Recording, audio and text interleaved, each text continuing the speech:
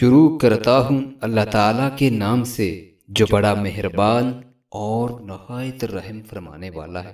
حضرت ابو ہریرہ رضی اللہ تعالیٰ عنہ بیان کرتے ہیں کہ میں نے رسول اللہ صلی اللہ علیہ وآلہ وسلم سے زیادہ حسین کسی کو نہیں دیکھا، گویا آپ کے چہرہ مبارک پر سورج جلوہ ریز ہے۔ میں نے رسول اللہ صلی اللہ علیہ وآلہ وسلم سے زیادہ تیز رفتار کسی کو نہیں دیکھا، گویا آپ کے لیے زمین لپیٹی جا رہی ہے۔ ہم پوری طرح تیز چلنے کی کوشش کرتے لیکن آپ صلی اللہ علیہ وآلہ وسلم پرواہ کیے بغیر چلتے رہتے، پھر بھی ہم آپ تک نہیں پہنچ سکتے تھے۔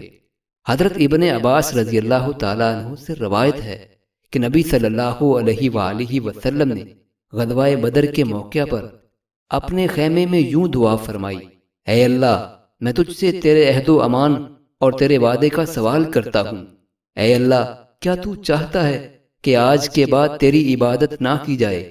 اتنے میں ابو بکر رضی اللہ تعالیٰ عنہ نے آپ کا دست مبارک پکڑ لیا اور عرض کیا: اللہ کے رسول، بس کیجئے، آپ نے رب سے کس قدر اصرار سے دعا کی ہے۔